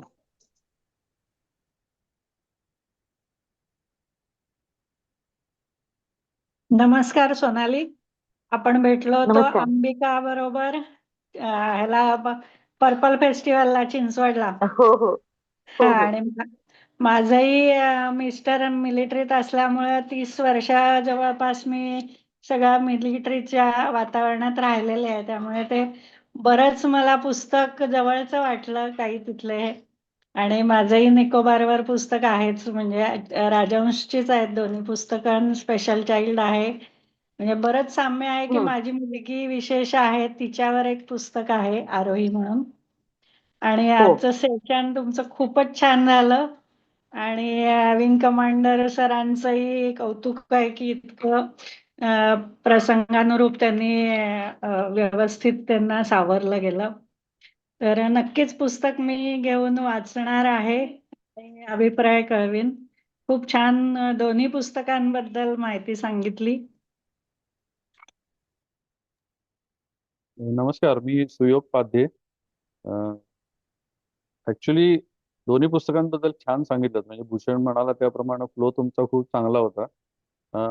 मला एकच विचारायचं की अनुवाद करताना म्हणजे चॅलेंजेस काय असतात? कारण मूळ पुस्तकाची भाषा वेगळी आहे, तुम्ही ते मराठीत करताय. तर चॅलेंजेस त्याच्यामध्ये काय येतात की वाचकाला त्याच्यात फरक नाही जाणवला पाहिजे, की जे त्या लेखकाला सांगायचं आहे सपोज इंग्लिशमध्ये तेच आपण मराठीत करतोय किंवा कुठल्याही भाषेत करतोय. तर ते करताना चॅलेंजेस काय येतात? सगळ्यात मुख्य म्हणजे आता या पुस्तकाबाबतीतलं चॅलेंज मी तुम्हाला अगदी सुरुवातीच्या टप्प्यालाच सांगितलं की हा सगळा परिसर हे कामच माझ्यासाठी नवीन आहे. एक अधिकारी अतिशय काय म्हणतात कमीत कमी बोलणारा, आणि हे सगळेच अधिकारी असे असतात की ते कदाचित खूप आपल्यासारखे गप्पिष्ट नसतात, कारण कामावरच सगळं त्यांचं कॉन्सन्ट्रेशन झालेलं असतं. अशा वेळी आमच्या स्वभावाचे म्हणजे आमचा पिंडच वेगळा असल्यामुळं कमीत कमी बोलत जास्तीत जास्त व्यक्त होणं हे या पुस्तकातून करायचं होतं. आणि दुसरी गोष्ट पारिभाषिक शब्द, तर पारिभाषिक शब्द माहित नाहीत ते एक वेळ समजून घेता येतील, पण ते पारिभाषिक शब्द ज्या गोष्टीच्या संदर्भाने येतात ती सगळी नीट कळणं खूप जरुरीचं असतं. आणि आता हे पुस्तक तर विंग कमांडर हिमयनचं होतं. आता या बाबतीत मी सुरुवातीला तुम्हाला सांगितलंय. मात्र मध्यरात्री नंतरचे तास करताना सलमा नावाच्या तमिळ बंडखोर लेखिकेचं जे जग आहे ते त्यांचं अत्यंत कर्मठ मुस्लिम कुटुंबाचं जगणं आहे, तामिळनाडू मधल्या एका छोट्याशा गावातल्या. तर महाराष्ट्रातले मुस्लिम आणि तिकडचे कर्मठ याच्यातले त्यांचा जगण्या वागण्यात रीतिरिवाजांमध्ये खाण्यापिण्यात सगळ्यातच फरक होता. आपल्याकडे इकडे बुरखा वापरतात, तिकडे दावानी वापरतात. ईदला आपल्याकडेचे पदार्थ आणि त्यांच्याकडेचे पदार्थ खूप वेगवेगळे असतात. इतकंच काय की 5 वेळचे नमाज कोणते याची इथली नावं आणि तिथल्या नावांमध्ये सुद्धा थोडाफार फरक होता. आणि तिथं ज्या होत्या त्या जवळपास म्हणजे 20-30 स्त्रिया, साधारण एक 15-20 पुरुष, अशा सगळ्यांची कॅरेक्टर्स होती. तर प्रत्येक कॅरेक्टर ते इंग्रजीमधनं मराठीत मी अनुवाद करत होते, त्यामुळे जे कॅरेक्टर बोलतंय ते किती वयाचं आहे हे सुद्धा इमॅजिन करून मला अनुवाद करावा लागत होता. याचं कारण की सलमा त्यावेळी फारशी उपलब्ध नव्हती माझ्याशी बोलायला. कविता महाजनच सलमाशी बोलायच्या आणि माझे शंका निरसन जे काय आहे ते कविता महाजन मार्फत व्हायचं. त्यामुळे ते पुस्तक करताना अनेक सांस्कृतिक अडचणी सुद्धा होत्या. पुष्कळदा मी वेडेपणा त्याच्यात असा करत होते की काही संवादांमध्ये मी हिंदी आणत होते, कारण की स्टिरिओटाईप समज आपली अशी असते की सगळे मुसलमान हिंदी तर बोलतातच. तर तमिळ माणसंच, मग हिंदू असोत किंवा मुसलमान असोत, हिंदी बोलण्यावर त्यांचा आक्षेप आहे. हा फरक माझ्या त्यावेळी लक्षात आला नव्हता 2014 मध्ये. आणि त्यामुळे अनुवाद करताना मी वापरलेल्या हिंदी भाषेबद्दल माझी कविता महाजननं कडक चाचणी केली आणि मग मी तो भाग सुधारून घेतला. तर अनुवाद करताना आता तिकडं माझी सांस्कृतिक समज, त्या भाषेतलं जगणं, हे सगळं बॅकग्राऊंडला समजून घेणं आवश्यक असतं. ते समजून घ्यावं लागलं. पुन्हा एक अनुवाद होता माझा, माझीच स्वतःची पुस्तकं मला पटापट आठवत नाहीत. ड्रीम रनर, तो खेळाडू होता. आता खेळाडू पुन्हा पुरुष जो अतिशय बेबंद स्वभावाचा होता त्याच्या भाषेत, आणि तो सुरुवातीला रग्बी खेळायचा आणि नंतर तो धावायला लागला. पण 400 मीटर धावणं आणि 100 मीटर धावणं, या सगळ्यातले जे बदल आहेत ते माझ्यासारखी व्यक्ती ट्रान्सलेट करत होती, जिनं नीटचा व्यायाम सुद्धा कधी केला नव्हता. खेळाडूंचं जगच मला माहित नाही. तर अशा वेळी ते सगळं जग नव्यानं समजून घेणं. आता इथं खेळाडूचं घेतलं, तिथं बंडखोर तमिळ मुस्लिम लेखिकेचं घेतलं, इथं विंग कमांडर लिमयेंचं, आणि अशी खूप वेगवेगळी पुस्तकं. आता LGBTQIA प्लस जे देवदत्त पट्टनायकचं पुस्तक होतं, तेव्हा मला LGBTQIA म्हणजे काय आणि त्याच्यातले सूक्ष्म फरक, तो स्पेक्ट्रम हा समजून घ्यावा लागला. इथल्या अभिमान नावाच्या विशाल पिंजानी चालवत असणाऱ्या संस्थेमध्ये मी अनेकदा गेले, अशा सगळ्या माणसांना भेटले, त्यांच्याशी मैत्री झाली. त्यावेळी त्यांचं भावविश्व मला कळलं, म्हणून तो अनुवाद मला करता आला. तर मला असं वाटतं की प्रत्येक अनुवाद तुम्हाला संपूर्णतया नवं जग समजून घेण्याची संधी असतो. ती संधी मला प्रत्येक नव्या पुस्तकातून मिळते. खूप छान. तुम्ही फार व्यवस्थित एकदम उलगडून सांगितलं. धन्यवाद. खूप छान सोनालीताई. Thank श्री अरविंद जाधव यांना काही विचारायचंय. त्यांनी चॅटबॉक्स मध्ये प्रश्न लिहिलाय. मला वाटतं त्यांनी प्रत्यक्ष विचारावं. तो येतोय. हा, नमस्कार मॅडम. हा, नमस्कार. मी बहुधा बऱ्याचदा कार्यक्रमांमध्ये तुमच्याशी संवाद साधलेला आहे. अगदी कराडच्या साहित्य संमेलनापासून मी परिचयात आहे तुमच्या, आणि अपंग साहित्य संमेलनाच्या निमित्ताने तुमचं अध्यक्षीय भाषण वगैरे वाचलेलं आहे. तुमचं लेखनही वाचत असतो. आणि मला एक विचारायचं की काही पर्यावरणीय, काही सांस्कृतिक पर्यावरणीय शब्द किंवा काही मर्यादा येतात का तुम्हाला अनुवाद करताना? त्याचा काय पर्याय शोधता का तुम्ही? हो, मर्यादा येतात ना, कारण बरं सगळ्या प्रकारचं आपण वाचन केलेलं नसतं, जगलेलं बरं. नसतो. तर अशा वेळी अलीकडे तर सोशल मीडियाचा खूप उपयोग होतो, पण बरं चांगले संपादक मिळण्यानं सुद्धा खूप फरक पडतो. मला बरं जसं मध्यरात्री नंतरच्या तासला कविता महाजन मिळाली होती. बरं एका पुस्तकासाठी मला भाग्यश्री भागवत मिळाली होती. बरं या पुस्तकाला करुणा गोखले. तर ते आपल्या याच्यातला बारकावा सुद्धा शोधून काढून आपल्याला प्रश्न विचारतात आणि शोध घ्यायला उत्सुक बनवतात. अगदी. दुसरी गोष्ट अशी की सोशल मीडियातनं आपण काही प्रमाणात प्रश्न विचारून आपली शंका निरसन करू शकतो. आता सर्च इंजिन किंवा अगदी ChatGPT सारख्या गोष्टी वापरून सुद्धा नवी चांगली उत्तरं आपल्याला मिळवता येऊ शकतात. पण पुन्हा अनुभवी माणसांशी बोलणं, आपल्या मित्रांच्या थ्रू त्यांच्या अशा प्रकारच्या अनुभवात जगणाऱ्या मित्रांपर्यंत आपण पोहोचणं आणि प्रश्न सोडवणं हाच एक मार्ग आहे. आणि अगदी मला अगदी तो माणसांशी बोलून प्रश्न सोडवणं हा भाग जास्त माझ्यासाठी आनंददायी आहे. अगदी अगदी. धन्यवाद धन्यवाद. आपल्याकडे प्रत्यक्ष अधिकारी इथे म्हणजे हवाई दलात काम करणारे सर आहेत ना, त्यांनी काही बोलावं असं मला वाटतंय. म्हणजे मी काय बोलले त्याबद्दल नव्हे, त्यांच्या स्वतःच्या कामाबद्दल या निमित्तानं.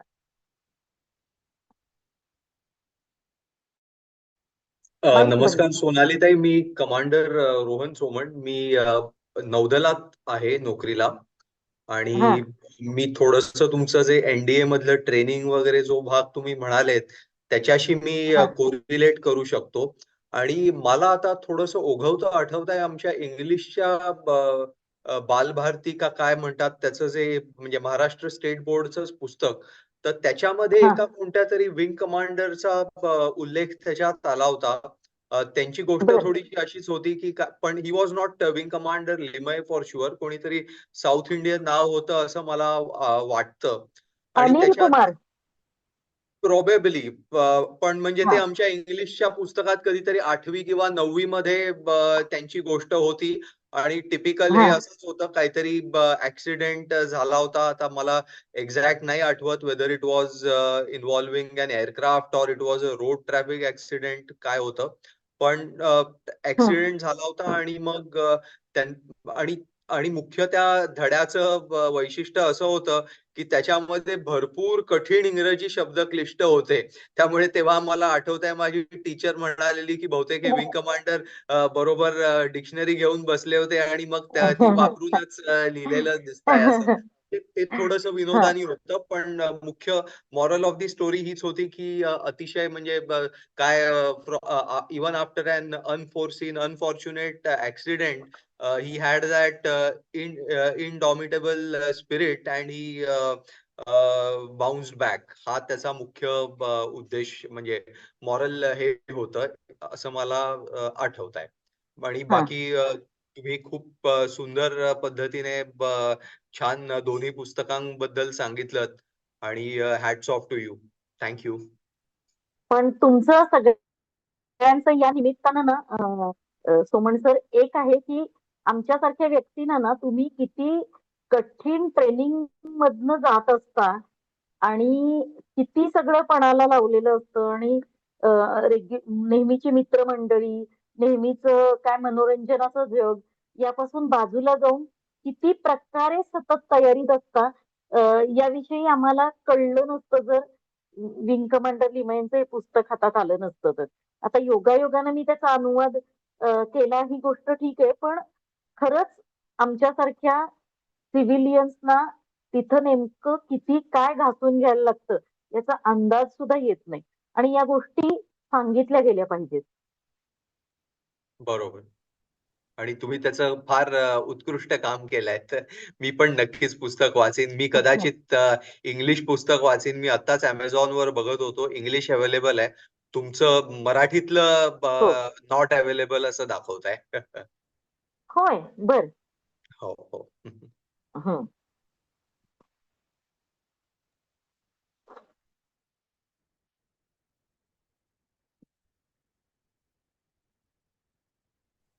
पण हे पुस्तक गुगल सोर्स वरून नक्की डाउनलोड करा. हा.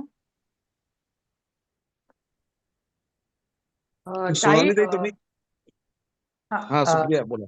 हा, ताई जर Amazon वर आम्हाला अवेलेबल नसेल तर तुमच्याकडनं हे पुस्तक आम्हाला काही मिळू शकेल का, काही आवृत्त्यावर? नाही, तुमच्या इथल्या कुठल्याही पुस्तकाच्या दुकानात तुम्ही त्यांना मागवून घ्यायला सांगितलं ना तर जरूर तुम्हाला हे करता येईल. ओके, चालेल चालेल, मी ठीक प्रकाशनाकडनं मागवून घेणार आणि मग मी पाठवणार.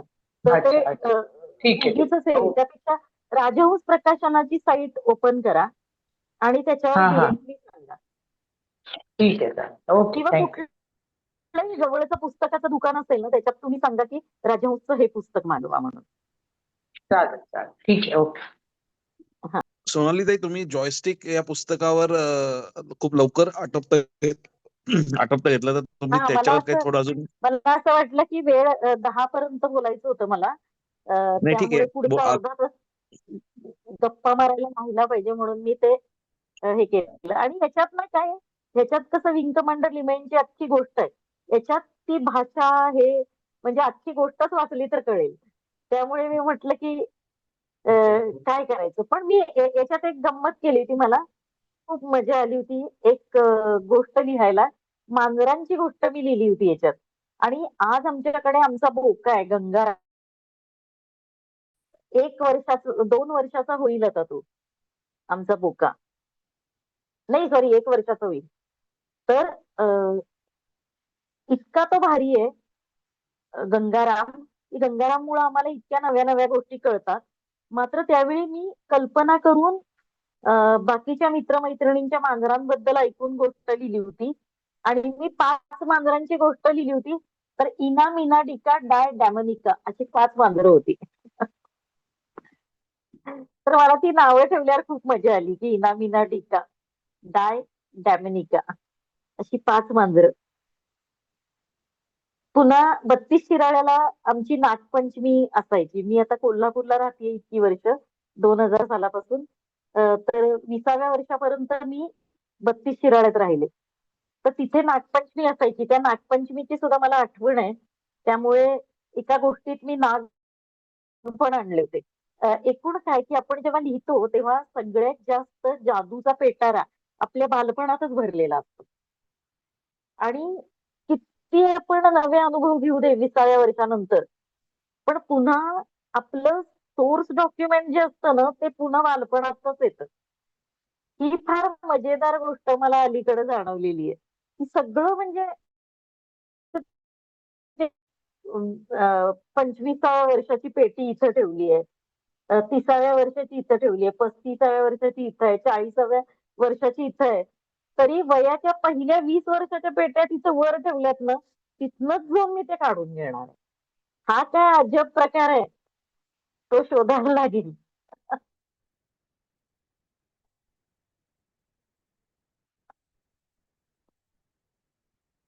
पण हे जे चित्र आहे ना हे हे अं, हे शेवटी काढलंय ह्या नाही नाही हे थांबा हे मी हे बाजूला करते नॉर्मल करते. नन हा तुम्हाला दिसतंय. तर ही पॉवर चेअर हो आहे. दिसतंय दिसतंय. हा आणि त्या पॉवर चेअरला रुजुतानं इथं फुगा काढलाय.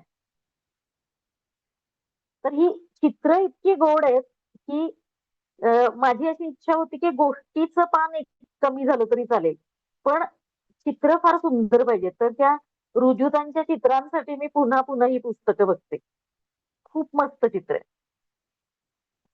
आणि याच्यात एक खारीची पण गोष्ट आहे. आता खार ती की तो असं आपण कधीच विचार केलेला नाहीये.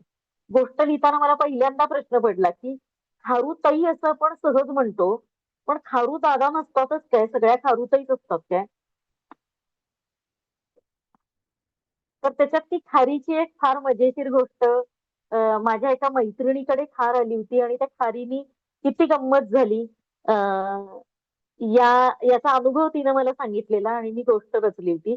तर मला असं वाटतं की अमृता वाळिंबेच्या त्या माऊ सांगतामुळे मला कळलं की मला लहान मुलांसाठी गोष्ट लिहिता येईल. आणि मग नंतर मी बऱ्याच लिहिल्या. त्याच्यात मी मृत्यूची पण लिहिली होती जी याच्यात नाहीये. एका मुलीचे खूप लाडके आजोबा आता गेले आणि ती मृत्यू कसा स्वीकारते याबद्दलची ती गोष्ट वयमसाठी लिहिली होती. तर मला असं वाटतं की लहान मुलांचे जे मोठ्या माणसांचे विषय आहेत ते सगळे लहान मुलांचे विषय आहेत. पण किती प्रकारे लॉजिक आणायचं याचा एक तारतम्य बाळगलं तर असे सगळे विषय लहान मुलांच्या गोष्टीत आले पाहिजेत.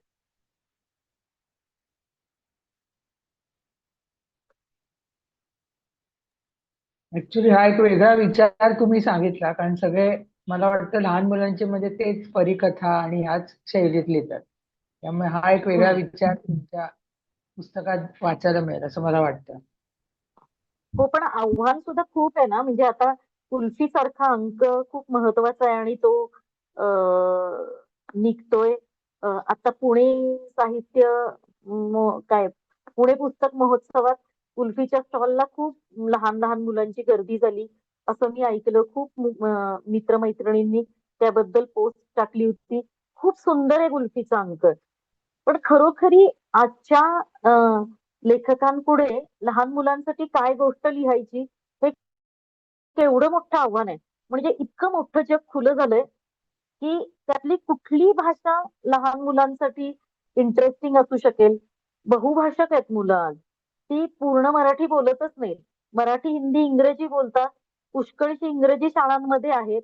त्यांना मराठीची स्क्रिप्ट वाचता येत नाही. वाचून दिलं तर त्यांना वाचता येईल. अशा वेळी लहान मुलांसाठीच्या साहित्याचं जग टिकून राहावं यासाठी नक्की काय करायचं याचा पत्ता लागण्यासाठी खूपच एकत्र काय म्हणतात विचार मंथन करावं लागेल. नेटफ्लिक्सवर एक सिरीज आहे. काय नाव बरं त्याचं? त्या मुलाकडून एक खून झालेला असतो. 4 भागांची सिरीज आहे. मला आता त्याचं नावच आठवेना. Adolescence. Adolescence. ऍडोलसन्स. हा. तर ती सिरीज बघितल्यावर मला कळलं की आपण तर अजूनही आपण जे इमोटिकॉन वापरतो त्या प्रत्येक इमोटिकॉनचे आपल्याला अर्थ माहित नाहीयेत. आपल्याला जे लॉजिकली वाटतं तो इमोटिकॉन आपण पाठवतो.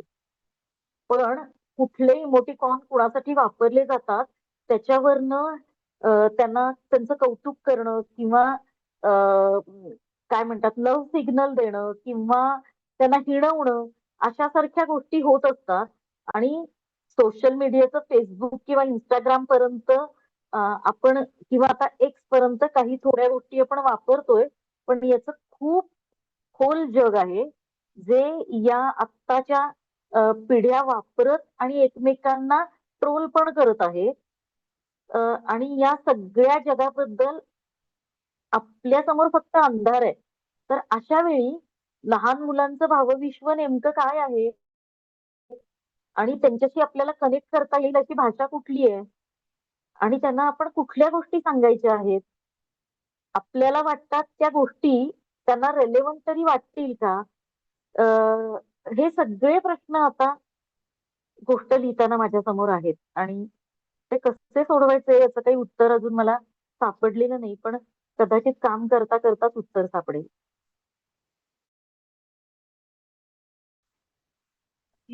धन्यवाद सोनालीताई. रसिक वाचक परिवारातर्फे आपलं मी आभार मानतो. एक दोन छान तुम्ही लिहिलेल्या पुस्तकांचं तुम्ही आज सादरीकरण केलं, त्याचा आम्हाला परिचय करून दिलात. त्यामध्ये राखेतून उगवतीकडे हे विंग कमांडर अशोक लिमये यांचा प्रवास as a cadet, as a त्यांचा इंडियामधला प्रवास. इंडियामधला प्रवास हा खूपच आव्हानात्मक असणार यात काही शंकाच नाही. आणि आमच्यासारख्या नॉन इंडियावाल्यांना तो नक्कीच कुतूहल असतं. आणि मी इंजिनिअरिंगला असताना इंडियामध्ये जाऊ शकलो. माझ्या मित्राचा भाऊ इंडियामध्ये शिक्षण घेत होता, तर त्यामुळे मी थोडंफार बघू शकलो, ऐकू शकलो, अनुभवू शकलो. पण तुम्ही म्हणता ते अगदी बरोबर आहे की प्रत्येक नॉन इंडियावाल्याने इंडियाचा प्रवास कसा असतो आणि सैन्यातील कॅडेट्सचा प्रवास कसा असतो हे जरूर समजून घ्यावं. आणि त्यांच्यासमोर काय चॅलेंजेस असतात, काय आव्हानं असतात. आणि विशेषतः विंग कमांडर अशोक लिमये की ते एका काय म्हणतात ऍक्सिडेंट मधनं उभे राहिले. त्यातून त्यांनी पुढे अजून 11 वर्ष विविध परीक्षा देऊन आपला सैन्यातली नोकरी केली. हे खरंच म्हणजे प्रेरणादायक प्रत्येक व्यक्तीला आहे. आणि तुम्ही छान त्यांचं ते पुस्तकाचं अनुवाद आमच्या समोर आणलात. आणि दुसरं जे जॉयस्टिक पुस्तक आहे त्याचाही तुम्ही आम्हाला छान परिचय करून दिलात. आमच्या मनात, सर्वांच्याच मनात दोन्ही पुस्तकांबद्दल कुतूहल वाढलेलं आहे आणि आम्ही नक्कीच ते वाचून त्याच्याबद्दल चर्चा करत राहू. आणि तुमच्या सहीसाठी तुम्हाला कॉन्टॅक्ट करू. नक्की. Thank you so much. थँक्यू. आणि लवकरच आम्ही या सत्राची लिंक युट्यूबवर पोस्ट करू आणि तुम्हाला पाठवू. अगदी चालेल. थँक्यू. तुम्हा सगळ्यांचे आभार. तुम्ही इतक्या शांतपणे इतका वेळ सगळं ऐकून घेतलं. अर्थात तुमची रसिक वाचकची शिस्तच तशी इतकी वर्षानुवर्ष तयार झालीये. तुम्हाला सगळ्यांना आणखी नवीन भरपूर वाचनासाठी शुभेच्छा. आणि तुमचे आभार. तुम्ही मध्यरात्री नंतरचे तास या पुस्तकानंतर या 2 पुस्तकांशी आम्हाला ओळख करून दिलीत. तुमच्या बिझी शेड्यूल मधनं आमच्यासाठी वेळ काढलात. आणि तुम्ही जे बोलला तुमचा स्वभाव खूप गप्पा मारण्याचा, ऐसपैस बोलण्याचा आहे, ते ऐकून मला खूप बरं वाटलं. कारण थोडाफार स्वभाव माझाही असाच आहे. त्यामुळे अशा स्वभाव असणाऱ्या लोकांना खूपच बरं वाटलं असणार, यात काही शंकाच नाही. एक जरा मला विचारायचं होतं, विचारू का? नमस्कार. हा, खार ही कविता कोणत्या पुस्तकामध्ये आहे तुमच्या? गोष्ट, सॉरी. खार ही जी गोष्ट आता तुम्ही उल्लेख केलात ती कोणत्या पुस्तकात आहे? म्हणजे हार खारुताई बद्दल. हा, हा हा हा खारुताई हा खारुताई ही जॉयस्टिक मध्ये आहे. जॉयस्टिक मध्ये आहे. हा, हा, कारण हा. आता नवीन अभ्यासक्रमात ना पहिलीला खार ही कविता आहे. त्यामुळे मग अच्छा. हे पुस्तक घेऊन मी त्याचं वाचन वर्गात करेल. मी शिक्षिका आहे बदलापूरला हो, अगदी. शाळेत. याच्यात सुध्या हा, आणि नावाची गोष्ट आहे. सुध्या, ती खारीची आहे. खारीचं नाव बर, सुध्या आहे. आणि मला ती एक कल्पना आवडली की खारुताई आणि खार दादा का नाही, हा विचार पण मी वर्गातल्या मुलांना देईन आता. हो हो खूप छान. हो हो धन्यवाद. धन्यवाद. सोनाली, त्या पुस्तकावरचं जे फ्रंट कव्हर होतं ना, त्याच्यावर पण एक ती जी चेअर आहे ती बघून मला स्टीफन हॉकिंगची पटकन आठवण झाली. हो हो हो जे हो. आणि म्हणजे त्यांना पण म्हणजे त्यांना नॅचरल होता असाच मोटर न्यूरॉन रिलेटेड डिसीज होता, आणि तरी पण त्यांनी 50 वर्ष एवढं फिजिक्स आणि ब्लॅक होल आणि याच्यामध्ये जे काम केलं ते म्हणजे अतुलनीय होतं. आणि म्हणजे विंग कमांडर लिमये पण तेवढंच प्रेरणादायी वाटलं मला. आणि त्यांचा अनुवाद करताना तुमचं आयुष्य पण तितकंच प्रेरणादायी आहे ताई, असं नाही म्हणजे. आणि तुमचा पॉझिटिव्हनेस, उत्साह आणि बघून मला पण खूप छान वाटलं. तर आज पुन्हा एकदा संधी मिळाली तुम्हाला ऐकायची. खरंच खूप खूप धन्यवाद. Thank you thank you.